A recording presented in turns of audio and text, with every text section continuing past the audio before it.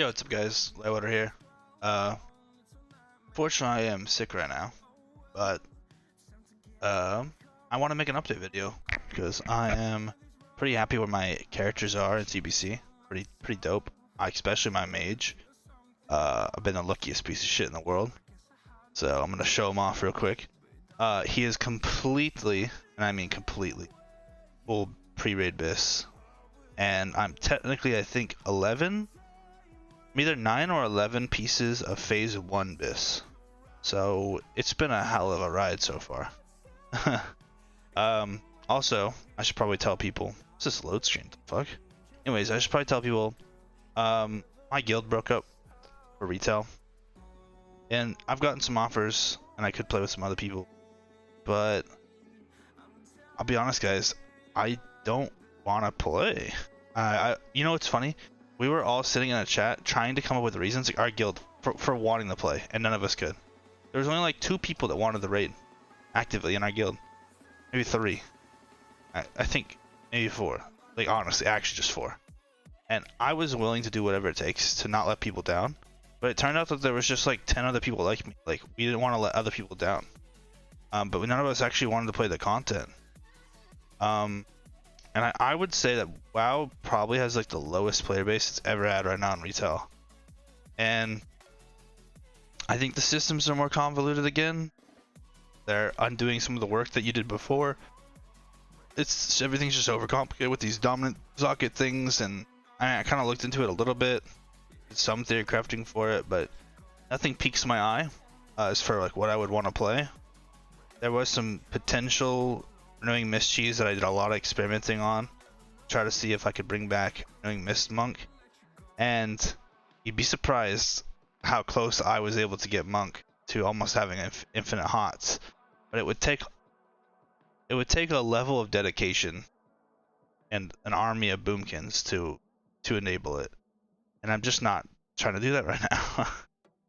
You know, all for like essentially a build that would succeed on a 10% chance to duplicate a renew, because the renews that you duplicate can be fully extended to their duration again, right? So you get a lot of haste, you extend a Renewing Mist, then you copy that Renewing Mist and you extend that Renewing Mist, and the idea is that you keep trying to get a Renewing Mist past, like, the magic number is 100 seconds. At 100 seconds you officially, according to the math, can officially Vivify spam them and gain more, gain Renewing Mist, because 10% of 100 seconds, you're essentially getting like 10 seconds per cast or so. I forgot what the math was, but if someone wants to take a crack at it, go for it.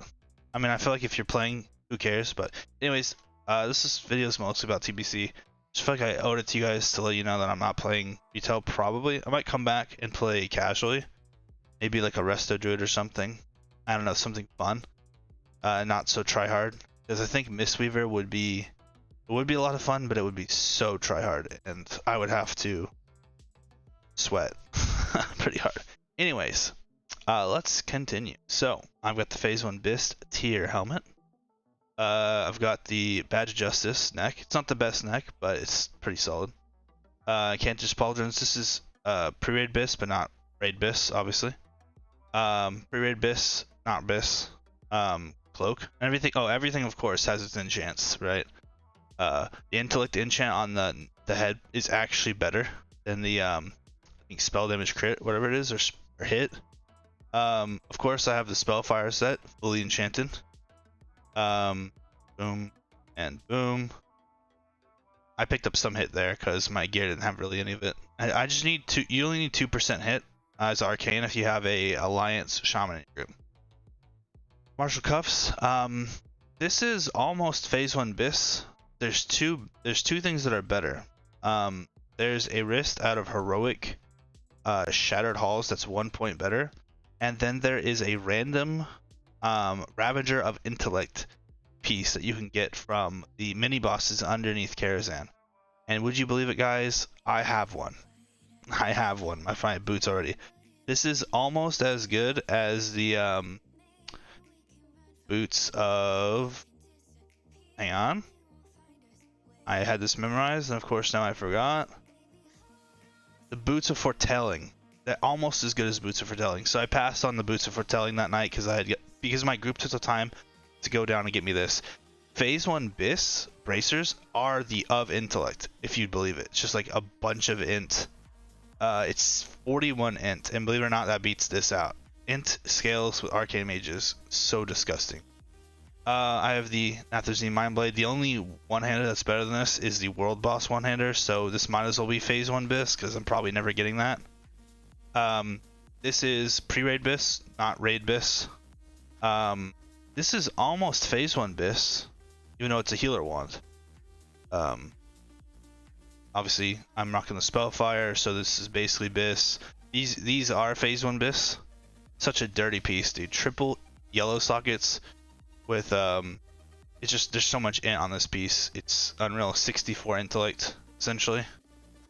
Yeah, we already went over that. This is pre-rated BIS. This is BIS. Well, once I get the rep 2 exalted, this will be BIS. Lightning capacitor. I have the two Phase 1 BIS trinkets, lightning capacitor and pennant.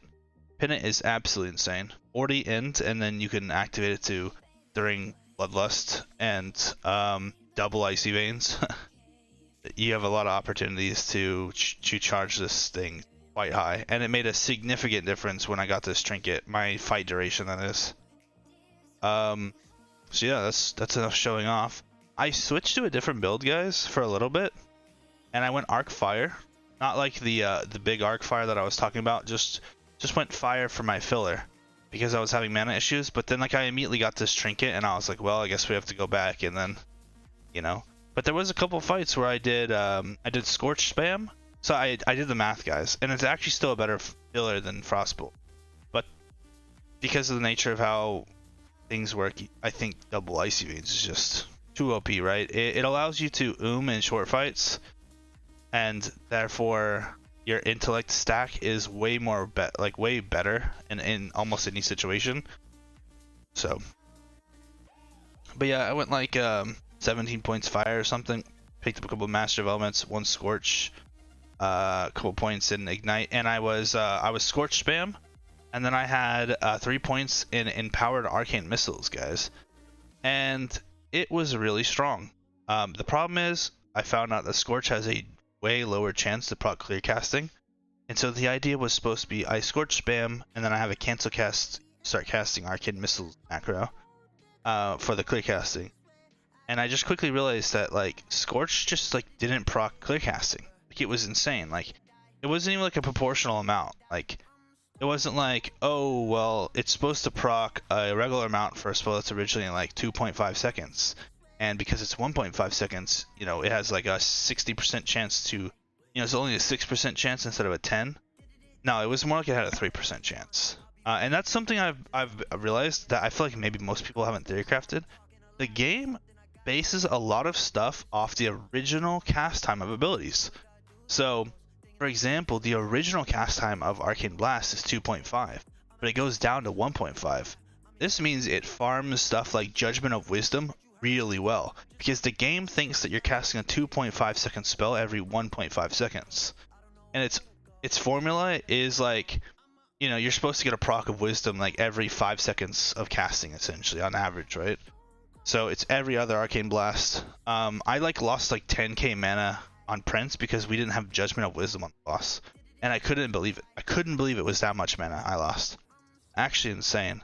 I only did 1000 DPS instead of 1200. So that was funny. I've just been, dude, I've been having a blast killing it out here. Yeah, I mean, I don't really know. There's not much more to say. My character's ugly as fuck because I made it in vanilla as a meme.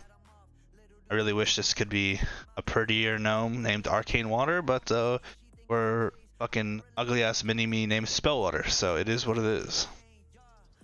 Okay, so yeah, that is the mage. I mean, I'm pretty much Phase 1 BIS. The only thing I think is like the 2% drop chance ring from Yor is an upgrade over this ring by a tiny bit, and the epic from Shattered Halls is like 1 point higher. It's not even 1 point, like 0.5.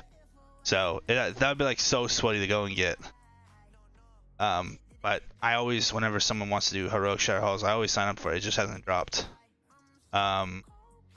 So yeah, there it is, guys. I just hit 70 with the priest, so he's not nearly as cool looking. But I can tell you this, guys, the build's really working. Really working. I have a lot of people turning heads, like, what the hell?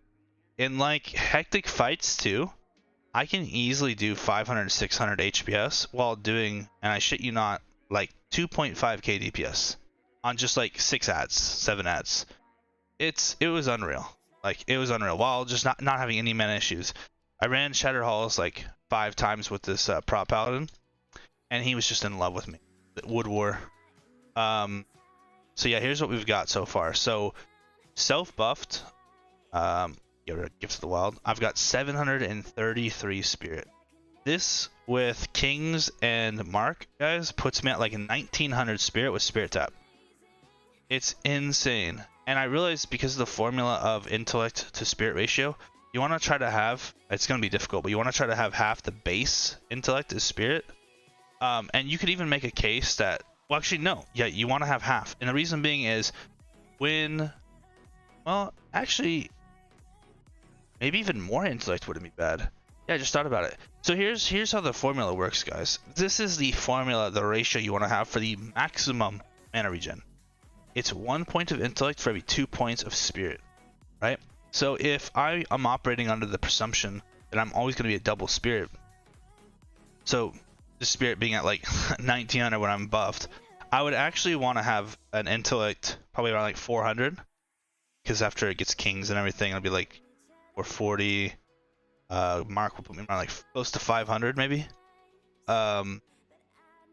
Yeah, and intellect would technically scale really hard all the way until like, I don't know, basically intellect is equal to spirit as far as mana regen goes. The problem is intellect doesn't really give you a damage increase, whereas spirit obviously does, right? So I've been tuning the stat weight a little bit, but I think this is the stat weights I've kind of settled on. Intellect at 1.25, spirit, sorry, at 2. This is kind of the build so far with the stat weights, and I've changed some things around. But yeah, this character has a long way to go. I don't have a meta helm. Oh, I guess I should go to the gear. It's pretty funny. People assume that I'm like a really boosted character and that like my character doesn't have any good gear, but believe it or not, guys, this is the I don't know if it was phase 1, but it's definitely pre-raid bis weapon. And I had to go back and have a buddy farm out Thorium rep in classic to get the 20 spirit enchant on this weapon. And I found out that a lot of people, as I was doing some research on this enchant was actually pretty popular in TBC because people would put it on what they call spirit sticks. And people that were innervate targets would have a macro where they switch to their spirit stick and then they get innervated. And usually this was a weapon with like innately 50 spirit and then the enchant of 20. So it's a weapon that pushes their spirit up by 70. And I just thought that was really interesting that people back in the day had some pretty good ideas, and I've never really heard of that. So, but yeah, I mean, this is just my normal weapon. But yeah, so owl headpiece. Let me see. This is pre-raid bis. I don't have too many pieces of pre-raid bis right now. This is, I want to say pre-raid bis actually. I think the shoulders are pre-raid bis. 52 spirit. Don't think that's pre-raid bis. This is pre-raid bis. Flawless wand of spirit. Gloves of piety. Waste of spirit. These are very good. 29 spirit with triple sockets. Of course, I put all spirit in them. These are very good. 25 int, 25 spirit, and spell damage by 18. You'll notice I end up getting a lot more bonus healing than spell damage, which is kind of funny because a lot of the gear I go after is healer gear. So you can kind of get flamed a little bit in these groups, but I feel like you just have to take the time to explain what you're doing, and as soon as they see your DPS and how much extra healing you're doing, just as a bonus, they're usually pretty fucking okay with it. As long as you can explain yourself. Of Spirit Ring, 2 crit trinkets. Crit is really good for this build because of Surge of Light, but obviously I would have wanted something like the 2 best trinkets would probably be the Bangle and the Jewel Crafting trinket, in my opinion. Probably, yeah. But definitely the Bengal. Bengal is OP with this build. Bengal of Endless Blessing. And that's the progress on the pre so far. I don't know if I can find any like crazy pools where it was doing a fuck ton of DPS. But yeah, I was like consistently like if we go to overall, there's the overall for the dungeon. I mean, this is a fresh 70. I mean, a literal fresh 70. And I walked into Shattered Halls and I'm doing an average of 754 DPS. Fresh, not enchanted, right? This who knows what this character's potential is, but I'll tell you this: my mage averages like 1.3k DPS for dungeons, and I honestly think this thing could pass it. It would be insane. I noticed some interesting interactions too, like Holy Nova has a chance per target of per ally hit and per enemy hit to proc Surge of Light. So if you're standing in a group of enemies and your allies, it's almost a guarantee you're gonna get Surge of Light proc. So when your gear's kind of bad, or you haven't gotten a Spirit Tap proc, it's Holy Nova, Smite, Holy Nova, Smite, Holy Nova, Smite. And it's pretty efficient. You can and then if you're really low on mana, you just rank 1 Holy Nova Smite. Rank 1 Holy Nova Smite. It's really fun. But yeah, everything is about the last hit.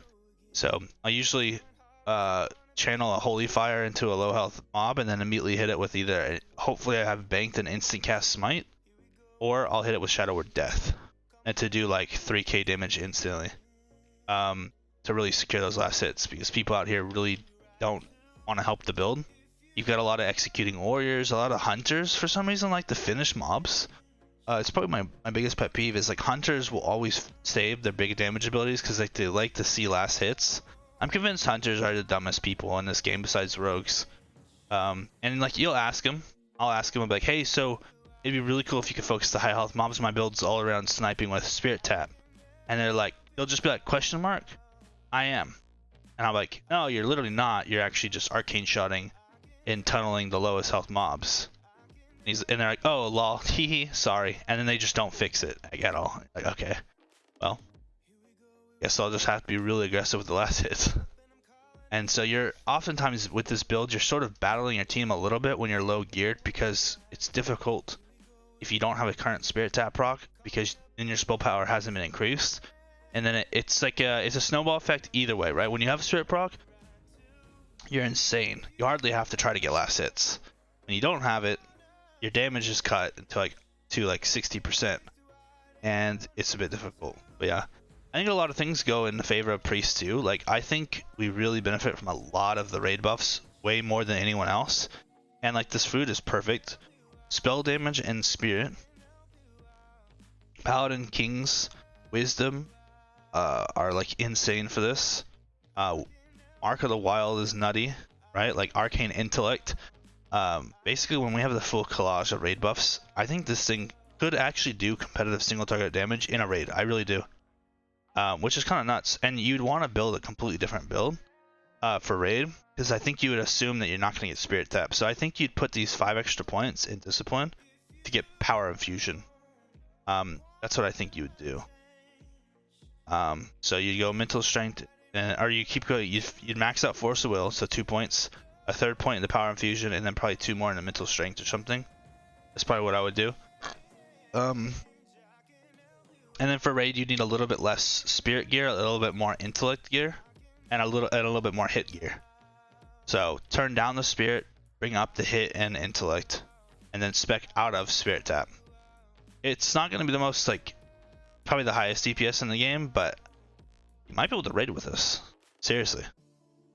It's kind of insane. Like I'm already doing like 600, 700 single target DPS. Which I feel like is almost good enough already. And this is a fresh 70 boosted.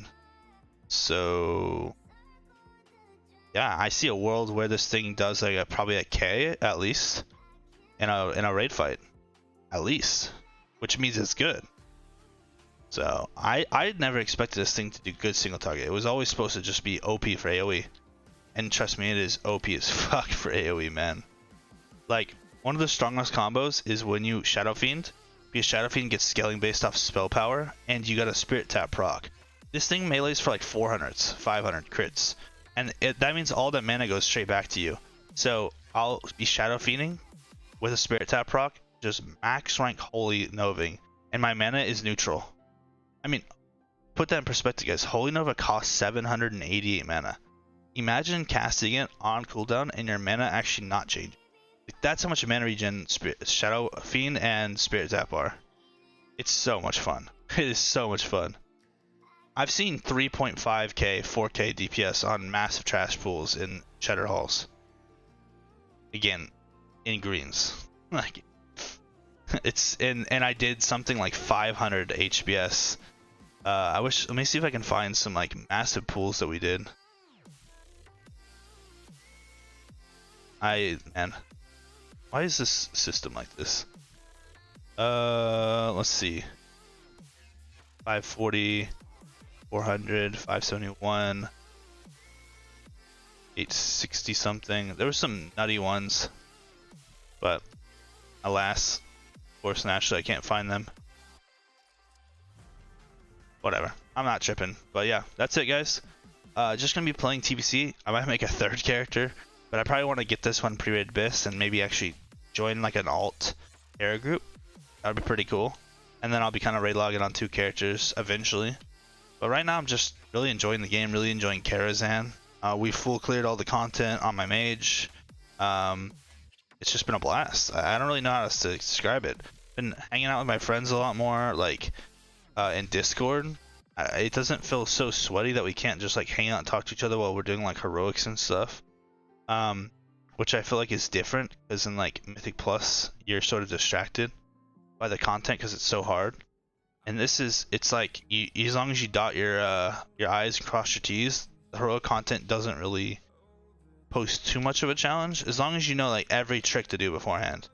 And I've just noticed with gear, they're getting trivialized. Like, we used to be scared of heroic mana tombs until I went in there and we killed the boss before he even did his attack, like the one where he shoots the ribbons of shadow at you. We literally just did so much DPS, he didn't even do the phase. And I'm like, okay. So like, the bosses just like fall over when you do so much DPS because they don't get a chance to do their mechanic. It's pretty funny. Okay guys, that's an update video, I guess, where I'm at mentally, physically. Fortunately I'm like food poisoning right now. I had a hell of a night, so I can't really sleep. So I decided to make this video instead. So yeah.